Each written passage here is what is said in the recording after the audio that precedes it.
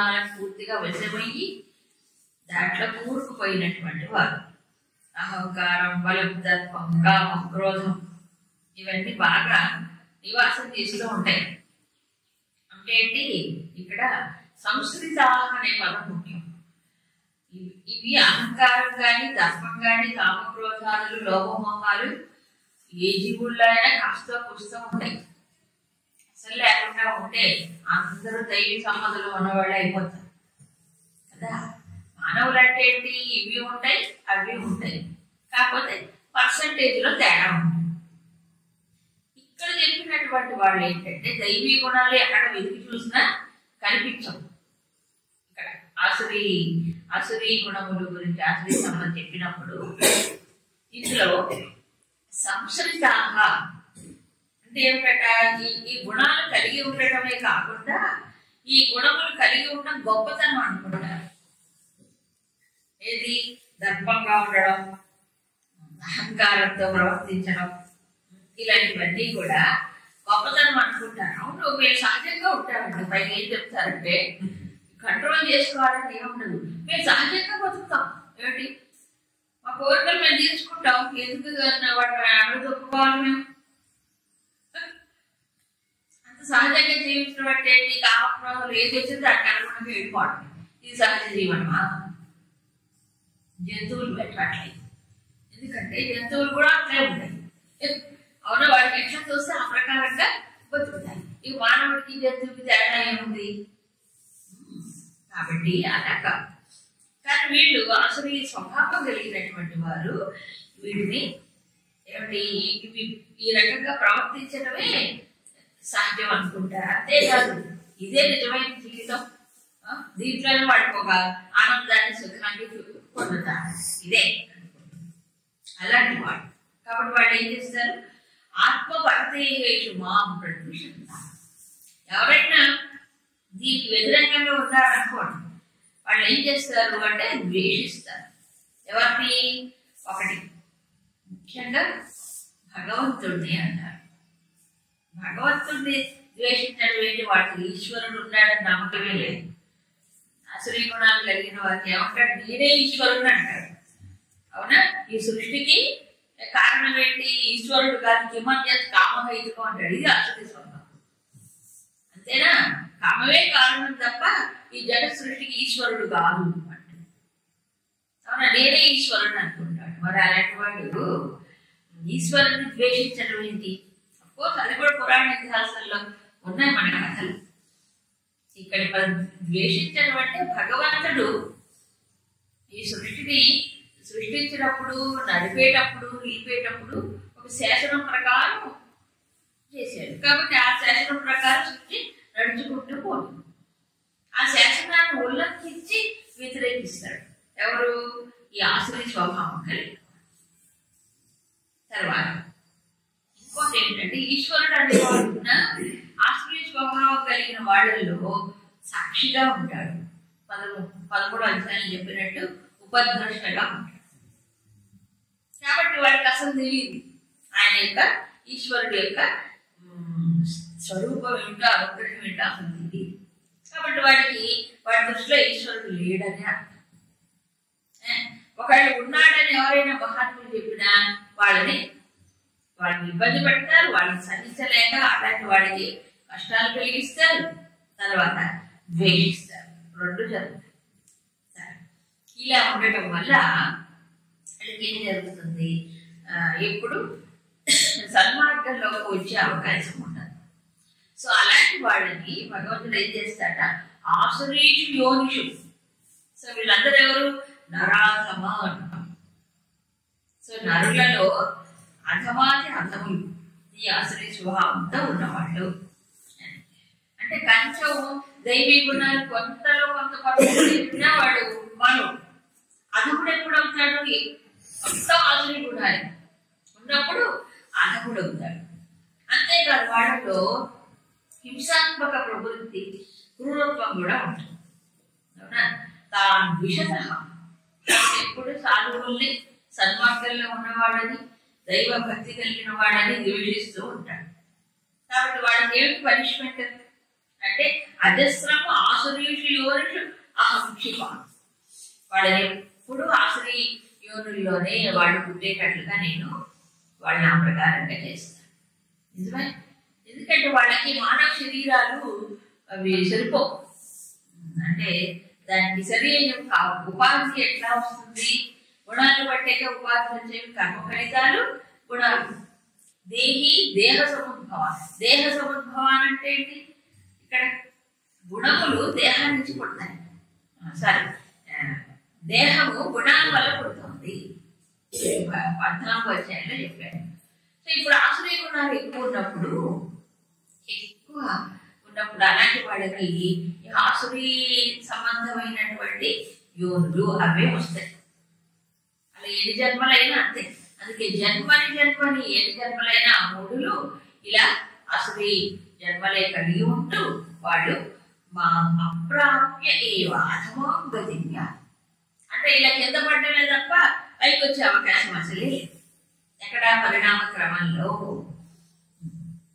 తర్వాత అంటే ఇక భగవంతుడు పొందడం అనేటువంటిది కల్లో మాట. అంతేకాదు భగవంతుడు పొందడం అనే క్వశ్చన్ లేదు అలాంటి వాడిని. ఎందుకో ద్వేషిస్తున్నాడు కదా భగవంతుడిని, లేడా అంటున్నాడు కదా. ఇంక వాడు పొందేది ఏముంది? మరి ఏమిటి అంటే శిష్యులు ఎవరైతే ఉన్నారో, సాధు పురుషులు ఎవరైతే ఉన్నారో ఆ మార్గం, శాస్త్ర మార్గం, సాధు మార్గం, ఆ మార్గానికి ఇక రాలేడు ఎప్పుడు కూడా. ఇంకా అంతే ఎదబడిపోతుంటే పైకి రాలేదు. అది సో ఇప్పుడు ఏం చేయాలి? ఇదంతా వివరించిన తర్వాత భగవంతుడు ముఖ్యమైన విషయాన్ని ఇక్కడ చెప్తున్నాడు. ఈ విధంగా ఆసురీ జన్మలు కలగకుండా వాటిని పొందకుండా ఉండాలంటే ముఖ్యమైనటువంటి విషయం సాధన ఏంటో చెప్పాడు. ఏమిటంటే నరకస్య ద్వారం త్రివిధం. నరక ద్వారం మూడు విధాలుగా ఉంది. అది ఏం చేస్తే ఆత్మనాశనం అంటే ఆత్మ వినాశనానికి అది హేతు అవుతుంది. ఆత్మ వినాశనం అంటే ఏంటి ఇక్కడ అర్థం? ఆత్మనాశనము కాదు కదా, అవినాశించు తద్విద్ధి అని చెప్పాడు కదా. ఆత్మనాశనం కాదు కదా, అప్పుడు శాశ్వతం కదా. అప్పుడు ఆత్మనాశనం అంటాడేంటి? ఆత్మనాశనం అంటే ఏంటర్థం? ఆత్మను పొందడానికి ఇతనికి యోగ్యత లేక, పురుషార్థానికి యోగ్యత లేకుండా యోగ్యతను కోల్పోతాడని అర్థం. అందుకేం పురుషార్థం? భగవంతుడిని పొందడానికి లేకపోతే పరమాత్మను పొందడానికి మరి సాధన చెయ్యాలి కదా. ఆ పురుషార్థానికి ఇతను యోగ్యత పొందకుండా పక్కగలిపోతాడు, చేయలేడు, పురుషార్థం చేయలేడు. అది ఇక్కడ ఆత్మనక నాశనం అంటే అది. పురుషార్థానికి ఇంకా అతనికి ఆస్కారం ఉండదు, అవకాశం ఉండదు. ఎందువల్ల? ఇగో ఈ నరక ద్వారంలో పడ్డాడుగా. ఈ నరక ద్వారంలో పడినటువంటి వాడికి ఆత్మ స్వరూప స్థితిని పొందడానికి కానీ సాధన చేయడానికి కానీ ఎన్నటికీ అధికారం ఉండదు. పైగా ఏం చేస్తున్నాడు ఇక్కడ? ఇంకో విషయం చెప్పారు. ఆత్మ వినాశం అంటే చాలా చిన్న ఉదాహరణతో చెప్పారు. మానవ శరీరము ఎందుకు వచ్చింది? కేవలము అర్ధకామాలు అనుభవించడానికి రాలే. శరీరం ఆద్యం కలు ధర్మ సాధన మొట్టమొదటిగా చెప్పింది. ఆద్యం మొదటి పురుషార్థం ఏంటి? ధర్మం. కాబట్టి మానవ శరీరం వచ్చింది ఎందుకంటే ఒకటి ధర్మాన్ని ఆచరించడానికి ఫస్ట్, రెండు తర్వాత అర్ధకామాలు అంటే ఏంటి? ధర్మానికి అనుగుణంగా అర్ధకామాలు అనుభవించవచ్చు అని చెప్పింది. ఈ రకంగా చేస్తే ఏమిటి ప్రయోజనం? మోక్ష పురుషార్థానికి అరుగుడవుతాడు. ఇప్పుడు ధర్మమే పక్కకు పోయింది, మోక్ష ప్రసక్తే లేదు. భగవంతుడు పొందటమే ఉంది, అలాంటి వాడు ధర్మమే వదిలేసిన వాడు. కాబట్టి ఉపాధి ఏమైపోయింది అక్కడ? ఎన్ని జన్మల తర్వాతనే వస్తుంది మానవ జన్మ. ఆ వచ్చిన రేర్ ఛాన్స్ కాస్త ఏమైపోతుంది అక్కడ? కోల్పోతున్నాడు. మళ్ళీ అది రాదు కదా.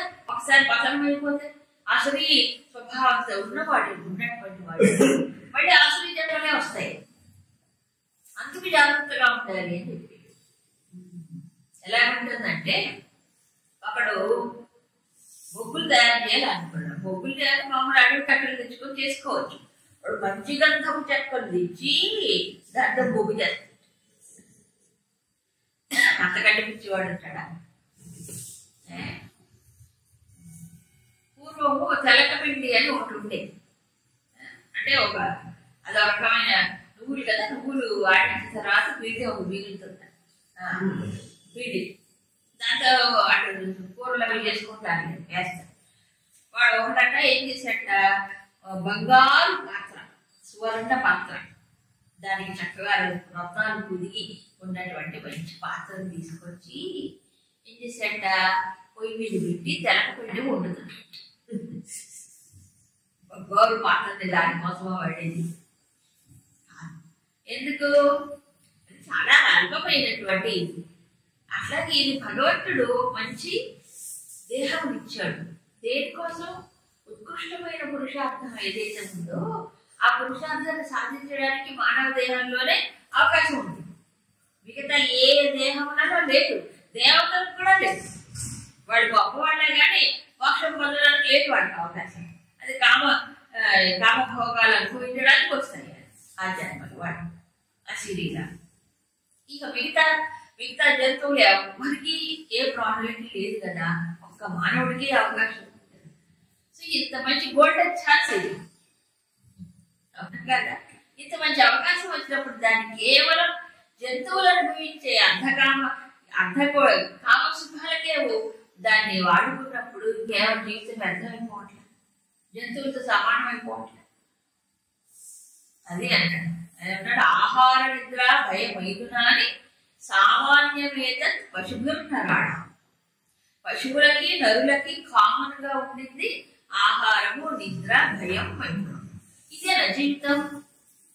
ఇదే జీవితం ఇప్పుడు ఇదే జీవితం. ఆహారం ఎంత బాగా హై క్లాస్ ఫుడ్ తినాలి. ఆరోగ్యం కాదు అక్కడ, హై క్లాస్ ఆరోగ్యం కోసం కాదు. ఆహారం, నిద్ర, భయం, సరే మైథునం, ఇదే ఇప్పుడు పురుషార్థం. ధర్మమా? అదే ఎందుకులేండి, మనం దైవమా ఉన్నాడో లేడో మాకే తెలుసు. మోక్షమా? అదేంటంటే అసలు మాకు తెలియదే. ఇది ఇప్పుడు పరిస్థితి, అవునా? కాబట్టి ఇక వాళ్ళకి ఏంటిది ఏముంటుంది? ఈ స్థితికి దిగజారకుండా ఉండాలంటే ఏమిటది? కామక్రోధ లోభముల యొక్క బారి పడకుండా, నరకంలో పడకుండా తన్ని తాను రక్షించుకోవాలి. అందుకని త్రయం త్యజేత్, ఈ మూడింటిని వదిలిపెట్టాలి. ఇక్కడ భగవంతుడు త్యజేత్ అంటే వదిలిపెట్టాలి అని చెప్పాడు. వదిలిపెట్టడం అంటే ఏంటి? అంటే వాటంతటా అవి వదిలిపోవు. వదిలించుకోవడానికి ప్రయత్నం చేస్తే తప్ప వదలు. అవునా? వాటంతటా అవి పోతాయండి. ఏవి పోవు. నేను చెప్పిన ఒకటి, మనకి టైం వచ్చింది అనుకోండి, ఏది పొయ్యే కాలం వస్తే వాటంతా అయిపోతాయి. ఏం పోతాయి? ప్రాణం పోతుంది, ఇక అయిపోతాడు. ఒక్క క్షణం కూడా ఉంటాడు ఆ టైం వస్తే. కాబట్టి సహజంగా వెళ్ళిపోయి ప్రాణమే. ఇవి మాత్రం పోవు. ఎందుకంటే వాటితో ఉంటాడు కదా దేవుడు. గుణాలు ఉంటాయి కదా, అందులో ముఖ్యమైనటువంటి పాడు గుణాలు ఏమిటంటే కామక్రోధంలో ఉంటాయి. సో వీటికి ఎరకావద్దు, వీటికి గురి కావద్దు, వీటిని పెంచుకోకూడదు. ఇంకా వాటి చాలా ఎలర్ట్ గా ఉంటూ జాగరూకతతో ఉంటూ వాటిని ఏం చేయాలి? తగ్గించుకోవాలి, వాటి నుంచి బయటపడాలి. అంతేగాని తేరగా పురుషార్థం ఏమి ప్రయత్నం చేయకుండా ఎవరికి మోక్షం రాదు. ముందు నరకంలో పట్టుకుంటూ రక్షించుకుంటే కదా నీకు పోయేది. అవునా కదా? నరకంలో పట్టుకుంటే ముందు రక్షించుకోవాలి. నరకం అంటే ఏంటి? ఇదిగో 3 ఏమిటి? కామక్రోధ లోపమాలే నరకం అంటారు. నరకస్య ద్వారం. అది అంటే ఈ పురుషార్థం చేయలేడు అనమాట అలాంటి వాడు. అందుకని పురుషార్థం చేసే యోగ్యతను పోగొట్టుకోకూడదని చెప్తున్నారు. వీటి బారిన పడిన వాడు ఏమవుతున్నాడు? కామక్రోధ లోపమోహాలే జీవితం అనుకుంటే, అలాగే బతకడమే ఒక ఆనందం అనుకుంటే, అప్పుడు అలాంటి వాడికి ఏమీ లేదు. ఉన్న ఛాన్స్ కోల్పోతున్నాడు, ఇక దిగజారిపోతున్నాడు. అధమాం గతి అన్నాడు కదా, అధమగతి వెళ్ళిపోతాడు వాడికి బారి. అలా కాకుండా ఏదైనా ముక్త చాలా ప్రయత్నపూర్వకంగా వీటి ఎందుకు జాగరూకతతో వాటిని నెమ్మదిగా ప్రయత్నపూర్వకంగా వాటిని మొదలు పెట్టుకుంటే అప్పుడు ఆ ద్వారం వైపు వెళ్ళిపోడు. ఏమవుతున్నాడు? ఇంకో ద్వారం చూసుకుంటాడు, మోక్షద్వారం. మోక్షద్వార కవాట పాటన కరి కఠీపురాది. అవునా కదా? మోక్షద్వారానికి ఒక కవాటం ఉంటుంది. కవాటం అంటే తెలిసిగా తెరుచుకుంటే కదా. ఎప్పుడు భగవంతుని ఆశ్రయించినప్పుడు ఆ మార్గం తెలుసుకుంటుంది. భగవంతుని ఆశ్రయించకుండా ఈ దుష్ట గుణాలు బారిన పడినప్పుడు ఏమవుతుంది? అది మూసుకుపోతుంది. ఇప్పుడు మూసుకోవడానికి కారణం ఎవరు అక్కడ తలుపు దగ్గర కూర్చొని మోక్ష ద్వారం దగ్గర నీకు లేదంటాడా?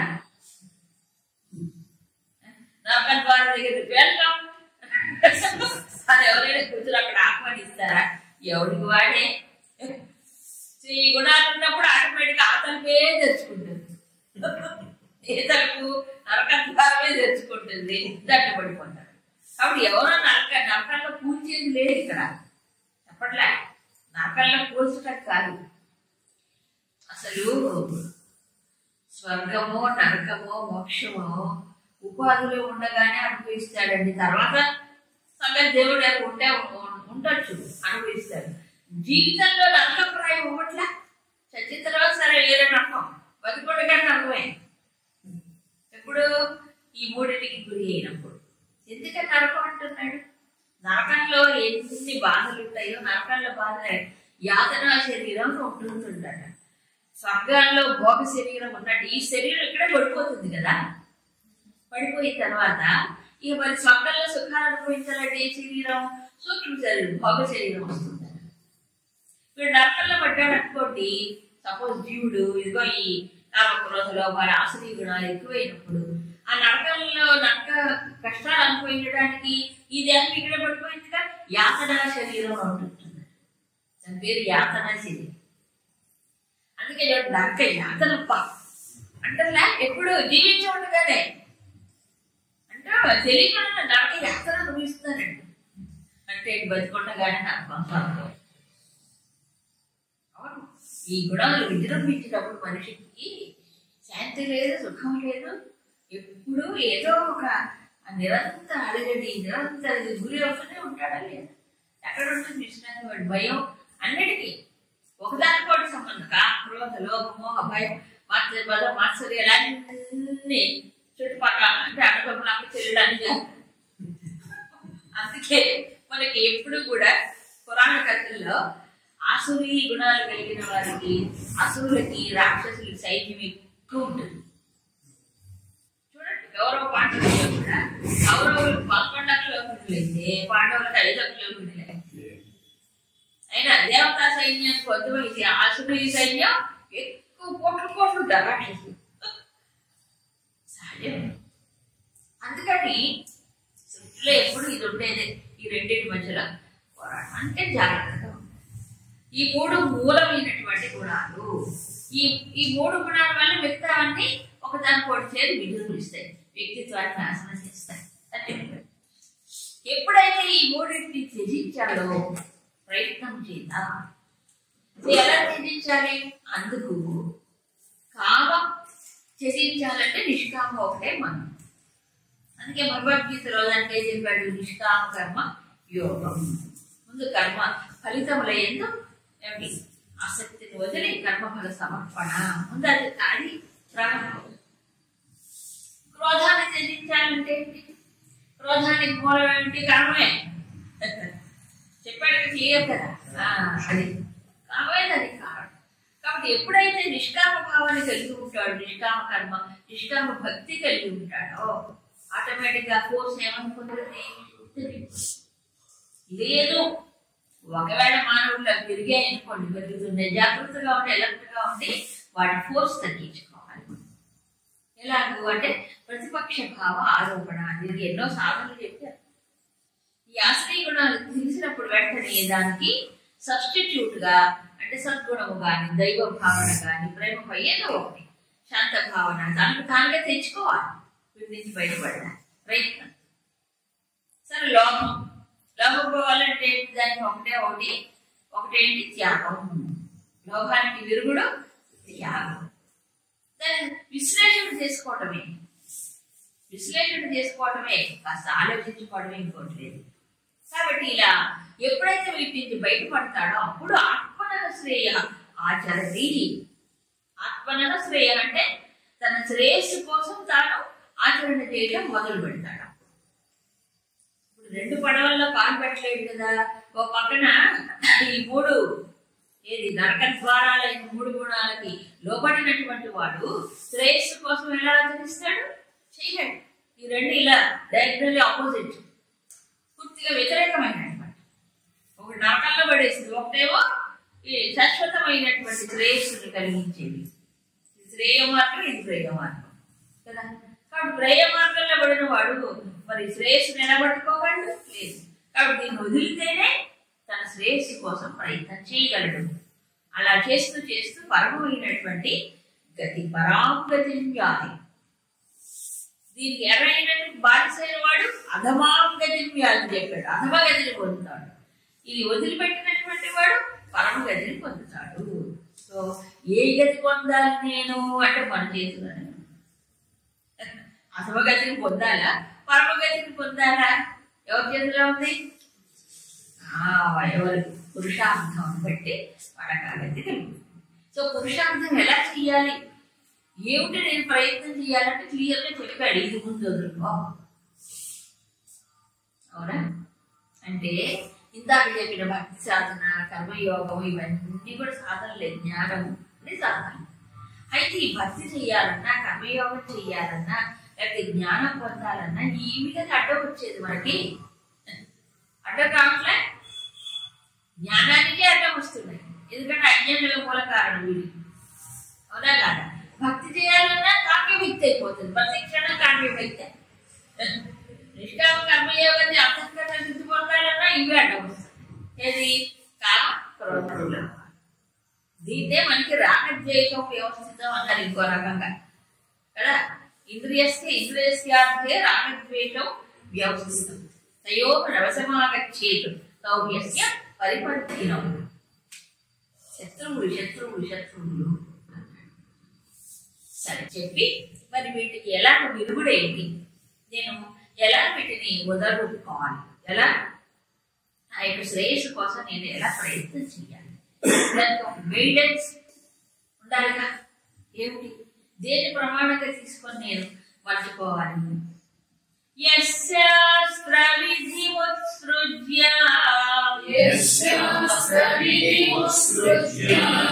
వర్తతే కామకారణః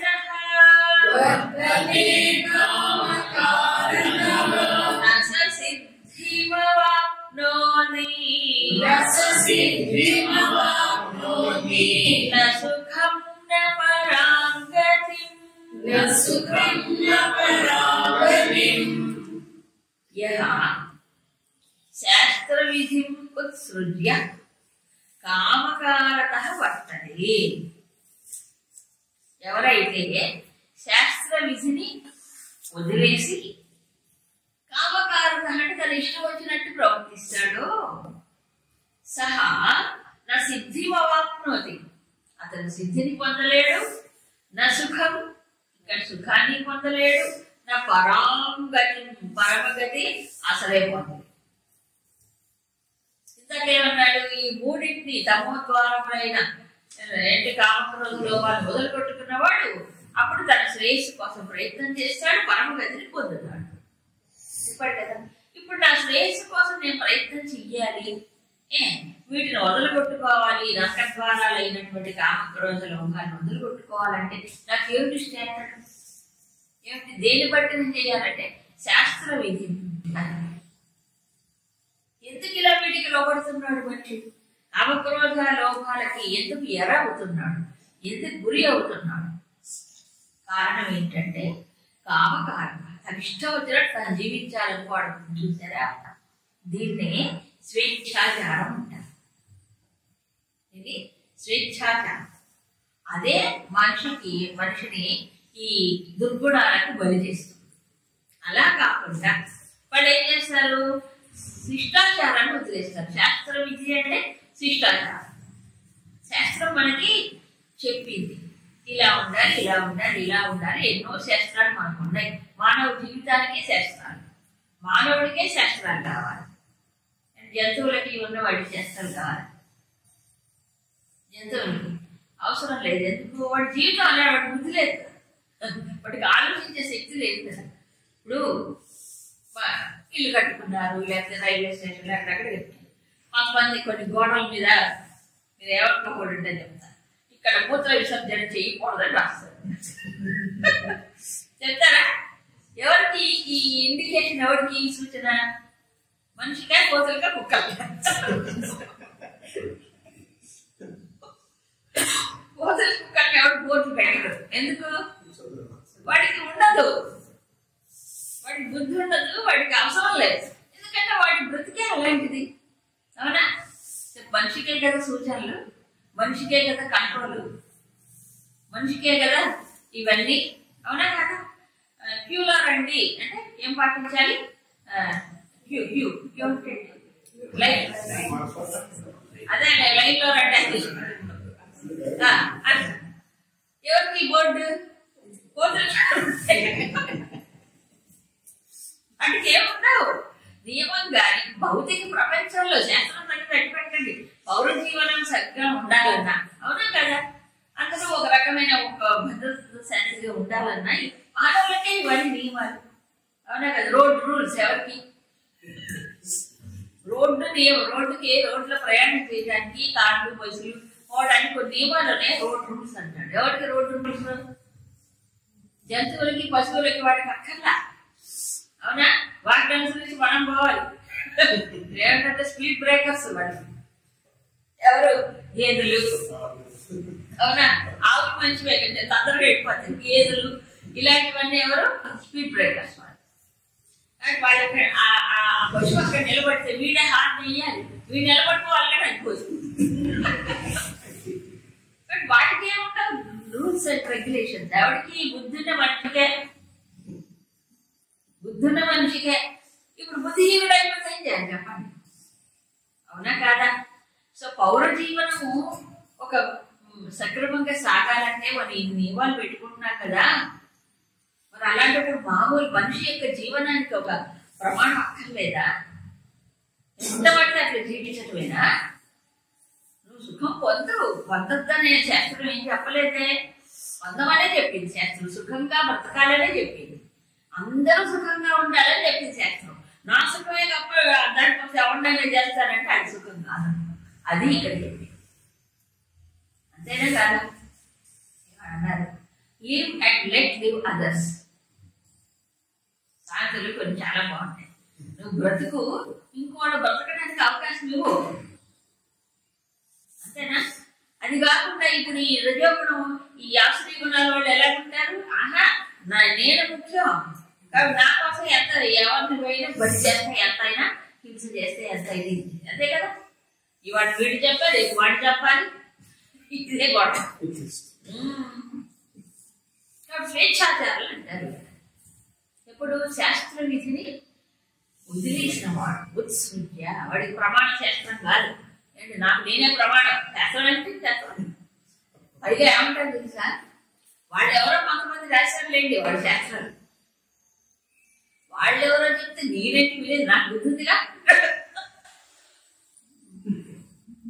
అసలు ఈ శాస్త్రాలు ఎక్కడి నుంచి వచ్చాయి? ఇప్పుడు శాస్త్రాలు ఎందుకు వచ్చాయి? ఏంటి శాస్త్రం? సంశనాత్ శాస్త్ర, శాసనాత్ శాస్త్ర. రెండు కారణాల చేత శాస్త్రం అయింది. ఏమిటి రెండు? ఒకటి శాసనాత్ అంటే శాసించి చెప్పేది శాస్త్రం. ఏమిటి? ఇది విధి, ఇది నిషేధం, ఇది చేయవలసింది, ఇది చేయకూడదు అని చెప్పేది శాస్త్రం. ఆర్డర్. శాస్త్రం ఏం చేసింది? ఆర్డర్. ఒక రాజు చెప్పినట్టుగా ఇది చేయాలి, ఇది చేయకూడదు. ఎవరు వేశారు ఇది? ఎవరా? ఋషుడు. వాళ్ళ యొక్క అనుభవంతో జీవితాన్ని కాచి వడపోసి కదా, ఆ జీవితం అనే కీటురాగాన్ని పరిశీలించి స్వానుభవంతో చెప్పినటువంటివే శాస్త్రం. ఋషి ప్రవర్తన. కొన్ని డైరెక్ట్ భగవంతుడు చెప్పాడు. ఇప్పుడు గీత మొదలైన సాక్షాత్ భగవంతుడే, నారాయణైన స్వయం భగవంతుడే చెప్పాడు. ఈ శాస్త్రం ఎవరి కోసం చెప్పాడు? ఎవరి కోసం చెప్పాడని? సుధీర్ భోక్త చెప్పలే. సుధీర్ భోక్త అంటే బుద్ధి ఉన్నటువంటి వాడు, ఆ బుద్ధిని సక్రమంగా ఉపయోగించుకునే వాడికే ఈ శాస్త్రం. నాకు శాస్త్రం ఇది అవసరం లేదంటే నీకు బుద్ధి లేదు అని అంటారు. అంతే మరి అంట. అందుకే అన్నాడు శృతయో ఎత్ర వర్తంతే తత్ర తిష్టంతి వై నరా. శృతయో ఎత్ర వర్తంతే తత్ర తిష్టంతి వై నరా. శృతయ అంటే శాస్త్రాలను అనుసరించి ఎవరైతే జీవనం సాగిస్తారో అక్కడ నరులు ఉంటారట ఆ సమాజంలో. మతయో ఎట్ల వర్తంతే, శాస్త్రంతో పని లేదు, నా మనసు ఎట్లా చెప్తే అట్లా వింటా, నాకు నేనే ప్రమాణం అని ఎవరైతే ప్రవర్తిస్తారో ఆ సమాజంలో నరులు ఉంటారట. కలుపుకుంటే ముందు బాగుంటుంది. అంటే వానరాగా అక్కడ ఎవరుంటారు? వానరులే. ఇప్పుడు శాస్త్రం నాకు అవసరం లేదన్న వాడు ఇప్పుడు వాళ్ళు అంటే జంతువులు, పశువులతో సమానం. నరులు కాదు, మానవులు ఉంటారు, వానరులే ఉంటారు. ఇప్పుడు చూడండి, ఎవరికి వాడు స్వేచ్ఛగా ఉండాలి, స్వేచ్ఛగా ఇప్పుడు అది పెద్ద ఇదనమాట. ఆ స్వేచ్ఛకు మీరు అడ్డు తగలకూడదు. ఎవరు? తల్లిదండ్రులు. తల్లిదండ్రులు అడ్డు తగలకూడదు అంటే వాడి స్వేచ్ఛ అంటా ఉంటాడు వాడంతా. అయితే సాటలో పాపం అయిపోయింది అన్నమాట. అవునా? కానీ ఎవరికి ఆన్సర్బుల్ కాదు, క్వశ్చనబుల్ కాదు అన్నట్టు అయిపోయింది. అవునా కాదా? ఈ శాస్త్రం పాఠం. ఎదురుగా ఉండేవాళ్ళనే కాదండి, కనిపించే శాస్త్రాలు వాడికి ఏముంటాయి లెక్క కాదు. అది సంగతి. కాబట్టి స్వేచ్ఛాచారంతో కూడుకున్నప్పుడు అది మానవ సమాజం అనిపించుకో. ఏమవుతుంది అలా ప్రవర్తిస్తే? నా సిద్ధి భవాప్నోతి, నా సుఖం, నా పరాంగతి. మూడింటి కోల్పోతాడు. ఏమిటి? ఒకటి సుఖం. సుఖం కూడా పొందడు ఈ జీవితంలో. ఏది? స్వేచ్ఛాచారి అయినటువంటి వాడు ఏ డిసిప్లిన్ మాకు అవసరం లేదు, మాకు ఏ శాస్త్రం అవసరం లేదు, మేము ఎవరు చెప్పినట్టు వినక్కర్లేదు అంటారే, అలాంటి వాడికి ఈ లోకంలో సుఖాన్ని కూడా పొందలేడు. కానీ వాడు స్వేచ్ఛాచారం ఎందుకు కోరుకుంటాడు? సుఖం కోసమే కోరుకుంటున్నాడు కదా. నెక్స్ట్ వర్స్ ఏంటంటే నా సుఖం అని అనుకుంటున్నాడు, కానీ సుఖం కూడా పొందలేడు. దీని గురుదేవులు 2 పదాలు చెప్తారు ఆత్మ వికాసం అనే గ్రంథాలు. ఫ్రీడమ్ అండ్ లైసెన్షియస్నెస్ 2 పదాలు. ఫ్రీడమ్ చాలా మంది దాన్ని తప్పుగా ట్రాన్స్లేట్ చేస్తారు. ఫ్రీడమ్ అంటే స్వేచ్ఛాచారం అనుకుంటారు. ఫ్రీడమ్ అంటే స్వేచ్ఛ కాదు, స్వతంత్రత. ఓకే, మరి స్వేచ్ఛ అంటే లైసెన్షియస్నెస్ అంటారు. లైసెన్షియస్నెస్ అంటే తన ఇంద్రియాలు తన మనసు చెప్పినట్టుగా నడపడం. ఇది స్వేచ్ఛాచారం. ఈ స్వేచ్ఛగా వెళ్ళిపోయేవి జంతువులు. అసలు జంతువులు నిజానికి ఆటోమేటిక్ గా ప్రకృతి వాటిని కొంత నియమిస్తుంది. జంతువులు కానీ పశుపక్షాలు కానీ ప్రకృతి కొంత నియమిస్తుంది వాటిని. దానికి ఒదిగి ఉంటాయి అవన్నీ కూడా, జంతువులు కూడా. అవునా? కానీ మానవుడు ఏమనుకుంటున్నాడు? జంతువులాగా ఉండాలనుకుంటాడు. జంతువులకు విధి నిషేధాలు లేవు కదా, జంతువులకు ఇది చేయకూడదు ఇది చేయాలని నియమాలు లేవు కదా. కానీ మేము కూడా అట్లాగే ఉంటాం. కాబట్టి నువ్వు ఏ కేటగిరీకి వస్తావు? ఇప్పుడు జంతువులుగా ఉండు, అక్కడ వాటితో పడి ఉండు జంతువులు. నీకెందుకు? అందుకని తర్వాత దేవుడు ఏం చేస్తాడు? నీకు ఎట్లా నీకు పనికిరాదురా, నువ్వు బుద్ధి ఉపయోగించట్లేదు కదా, అందుకని తర్వాత జన్మల్లో వాడు జంతువు అయిపోతాడు. ఇప్పుడు వచ్చాడు పొరపాటు వచ్చి జంతువులాగా బతకాలనుకుంటే ఎవరేం చేస్తారు? అలాగే. అవునా? కాబట్టి స్వతంత్రత అంటే ఏమిటి? స్వేచ్ఛ అంటే ఏం లేదు, సింపుల్ డెఫినేషన్. స్వేచ్ఛ అంటే స్వ ఇచ్ఛ. స్వ ఇచ్ఛ అంటే నా ఇష్ట ప్రకారం నేనుంటా, మీరెవరు అడగకూడదునా, నాకు చెప్పకూడదు. సమాజం అంతా అట్లే ఉంది. అది నా ఇండివిజువాలిటీ దాగుతుంది. మీరు నన్ను అడగటానికి అసలు ఇప్పుడు నా ఇండివిజువాలిటీ ఇది నా ప్రైవేట్ అఫైర్. ఇప్పుడు అంతా ఇది నా ప్రైవేట్ అఫైర్. మీరంటే అడగటానికి నన్ను అడగటానికి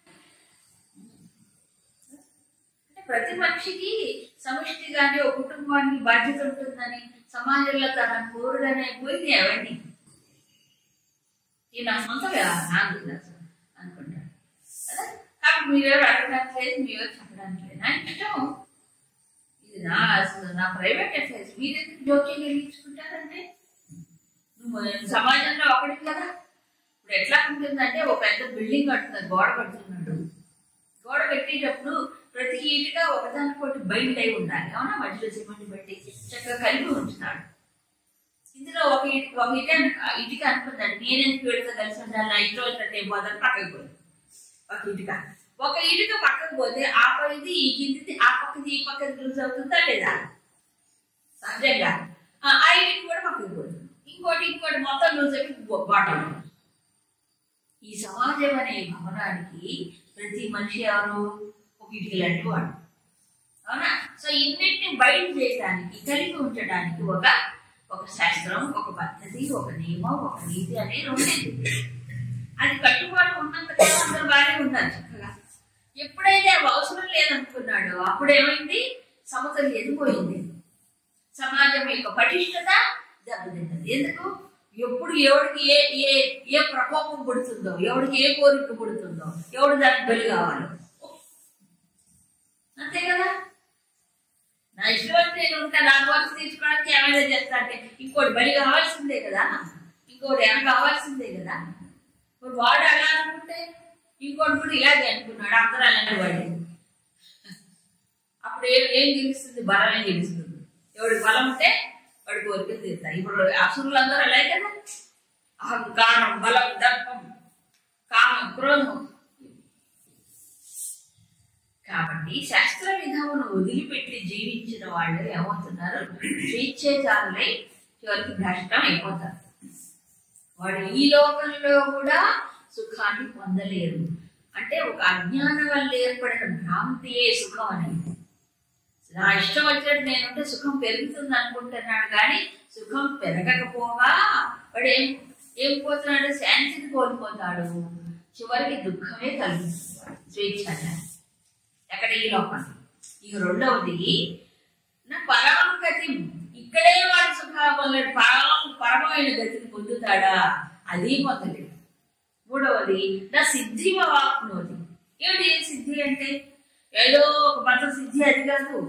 తాను ఏ పనిని చెయ్యాలనుకున్నాడు ఆ పనిని కూడా సక్రమంగా చేయలేడు. కానీ సాధన కూడా ఏ పని కూడా సక్రమంగా చేయలేదు. ఎందుకని? ఈ డిసిప్లైన్ ఉండదుగా. బుద్ధికి డిసిప్లైన్ ఉండదు, మనసుకి డిసిప్లైన్ ఉండదు, ఇంద్రియాలే కంట్రోల్ చేసుకోలేడు. అట్లాంటి వాడు ఏం పని చేయగలండి? మనసు నిలకడలేని వాడు ఏ పని సక్రమంగా చేయగలడా? చేయలేడు. అందుకని వాడు కాన్సన్ట్రేషన్ ఉండట్లేదు. ఇప్పుడు పిల్లలు ఉండట్లే. ఎందుకు? ఎప్పుడైనా ఒకటి ఈ ఆశ్రయ గుణాలు పెరిగినప్పుడు, దేవుడి స్వేచ్ఛాచారం పెరిగినప్పుడు ఒక దానిపైన దృష్టి తీసి పనిచేయలేరు. ఏ కర్మను సక్రమంగా చేయలేరు.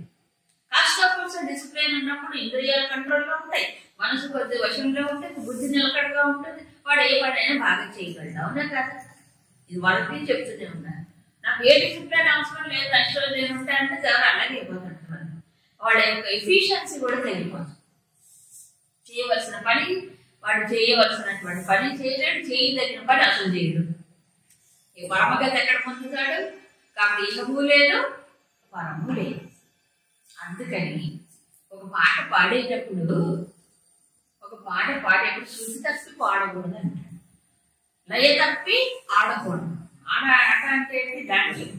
నాట్యం చేసేటప్పుడు లయ తప్పకూడదు, పాట పాడేటప్పుడు శృతి తప్పదు. మరి మానవుడు ఈ ప్రపంచంలో ఆచరణ చేసేటప్పుడు ఈ శృతి లయ ఏమిటంటే శాస్త్రం. శాస్త్రం తప్పి నడిస్తే అక్కడ ఎవరుంటారు? వానరులే. అది పశు సమాజం అయిపోతుంది. కాబట్టి స్వేచ్ఛాచారం అయినటువంటి వాడికి ఇహము లేదు, పరము లేదు.